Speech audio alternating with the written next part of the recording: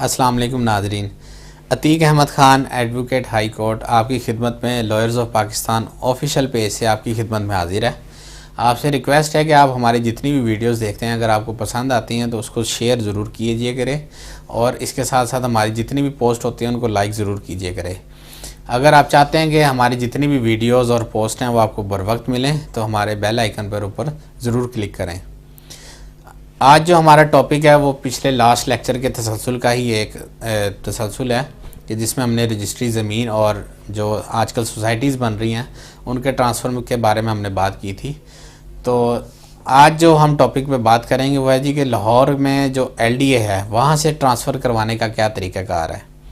मैं क्योंकि इसमें काफ़ी डील कर चुका हूँ काफ़ी केसेस को और ट्रांसफ़र में भी अल्हम्दुलिल्लाह काफ़ी ट्रांसफ़र करवाए हैं। तो सबसे पहले LDA में ट्रांसफ़र करवाने का तरीक़ाकार ये होता है कि अगर तो आप प्रॉपर्टी आपकी इनहेरिटेड है, इनहेरिटेड से मुराद कि आपके वालिद साहब के नाम अलॉटमेंट थी और वालिद साहब इसमें अलॉटी थे और अगर वालिद साहब फ़ौत हो चुके हैं तो फिर उसका तरीक़ाकार क्या ट्रांसफ़र करवाने का। दूसरा ये कि अगर आपने किसी से प्रॉपर्टी परचेज़ की है और परचेज़ जिससे की है वो खुद अलॉटी नहीं था बल्कि आपने किसी मुख्तार आम या ख़ास से परचेज़ की थी, उसका तरीक़ाकार क्या है। और अगर आप डायरेक्ट किसी ट्रांसफ़री से या अलॉटी से ख़रीदते हैं तो उसका तरीक़ाकार क्या है। सबसे पहला तरीका ये है कि जी अगर आपके वालिद साहब या दादा के नाम अलॉटमेंट थी और अब आप अपने नाम उसको ट्रांसफ़र करवाना चाहते हैं तो इसके लिए सबसे पहले आपको सिविल कोर्ट से डिग्री लेनी पड़ेगी लीगल एयर्स की। इसको suit for declaration of legal heirs कहा जाता है। वो आपने जो है वो जितने भी आपके वारसान, जितने भी आपके बहन भाई या चाचा चाची होंगे, अगर दादा की प्रॉपर्टी होगी तो उन सब के नाम जो है वो उसमें लिखकर तो हम पहले एक सिविल सूट के ज़रिए सिविल कोर्ट से हम एक डिग्री हासिल करेंगे। उसके बाद में वो हम डिग्री लेकर जाकर LDA जाएंगे। LDA वाले फ़ाइल जमा करने के बाद हमें अपनी फ़ीसेस बताएंगे, जो अगर कोई बकाया जात होंगे तो वो बताएंगे। उसके बाद में वो ट्रांसफ़र हो जाएगा। दूसरा तरीका यह है कि अगर आप किसी से परचेज़ करते हैं और वो ख़ुद अलाटी नहीं है बल्कि अलाटी ने आगे किसी को मुख्तार आम या ख़ास दिया हुआ था तो उसका तरीक़ाकार ये है कि अगर तो अलाटी ने जिसको मुख्तार आम दिया था उस मुख्तार आम के पास LDA का NOC भी है तो वो NOC के ज़रिए आपके नाम आगे ट्रांसफ़र करने का मजाज़ है।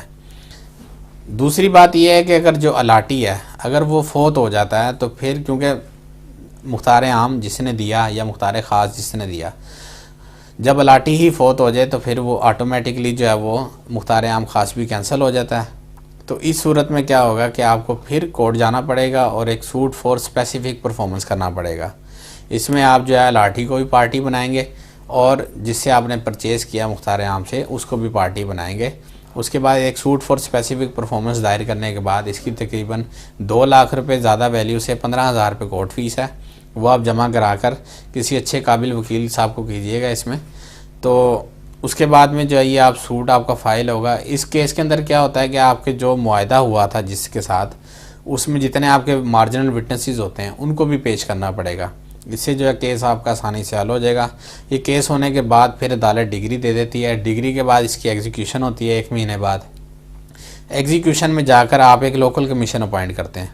लोकल कमीशन जो है अदालत अपॉइंट करती है और वो लोकल कमीशन इस तरह होता है जिस तरह वो समझेंगे आप अलाटी ही एक तरह का वो बनकर LDA के ऑफिस में अदालत की तरफ से पेश होता है। फिर वो लोकल कमीशन ही जो है जो अदालत का नुमाइंदा होता है वो आपके नाम उस वक्त ट्रांसफ़र करवा देगा। इसमें जो भी LDA की सरकारी फ़ीसें होंगी वो आपको जमा करानी पड़ेंगी। तो जो तीसरा तरीक़ाकार है वो ये है कि आप डायरेक्ट किसी से परचेज़ करते हैं तो वो किस तरह ट्रांसफ़र होगा। जब आप डायरेक्ट किसी से परचेज़ कर रहे हैं तो उसके लिए सबसे पहले आप उससे NOC मांगें, क्योंकि जो NOC होगा जब उसका क्लियर NOC होता है जो LDA जारी करता है तो NOC की लिमिट 1 साल की होती है। उस NOC के अंदर उस घर से रिलेटेड या उस प्रॉपर्टी से रिलेटेड जितने भी वाजिबात होते हैं जैसे टेलीफोन के बिल हो गए, वासा के बिल हो गए, कोई एक्साइज का टैक्स वगैरह कोई दे रहता था तो वो सारा कुछ क्लियर होने के बाद वो NOC मिलता है। ये NOC जो है ये अभी 2012 से LDA ने स्टार्ट किया, इससे पहले NOC नहीं होता था। ये NOC इसलिए किया गया क्योंकि बाज़ दफ़ा ऐसा होता था कि प्रॉपर्टी जो थी वो काफ़ी इनकम्बेंट होती थी, कहीं पर छोटी दी जाती थी, छोटी जो कोर्ट में दी जाती है। इसके अलावा कहीं पर जो है वो लोगों ने गिरवी रख कर जो है घर के पेपर तो कर्ज़ा लिया होता था लेकिन जिसको वो आगे सेल करते थे उसको बताते नहीं थे। तो बाद में जो है वो परचेज़र के लिए मुश्किलात पैदा होती थी, जिसकी वजह से लिटिगेशन बढ़ती थी। तो एलडीए ने जो है इन सारी चीज़ों को मद्देनज़र रखते हुए एनओसी की शर्त जो है वो लाजमी करार दी। एनओसी मिलने के बाद आप क्या करेंगे, एक अपना ट्रांसफ़र सेट तैयार करेंगे, जिससे आप ख़रीद रहे हैं उसकी तरफ से एक एफिडेविट होगा कि जी मैंने इसको अपना प्लॉट पर जो या प्लॉट या क्वार्टर या जो भी है वो सेल कर दिया है। इसी तरह आपकी तरफ से एक एफिडेविट होगा कि जी मैंने इससे परचेज़ किया इतनी अमाउंट में। उसके बाद उसमें जो एलडीए की रिक्वायरमेंट्स हैं कि तस्वीरें लगेंगी और शनाख्ती कार्ड की कॉपीज़, 2 विटनेसेस। तो वो एलडीए के जो डायरेक्टर है उसके रूबरू जाकर फिर आपकी तस्वीरें खींचेंगी दोनों की और साइन अंगूठे होंगे। तो इसके बाद वो आपके नाम ट्रांसफ़र हो जाएगा। तो ये था जी एलडीए से ट्रांसफ़र करवाने का तरीका। उम्मीद करता हूँ कि आपको मेरी वीडियो पसंद आई होगी। लॉयर्स ऑफ पाकिस्तान को देखते रहिए और वीडियो शेयर करते रहिए। शुक्रिया। अल्लाह हाफिज़।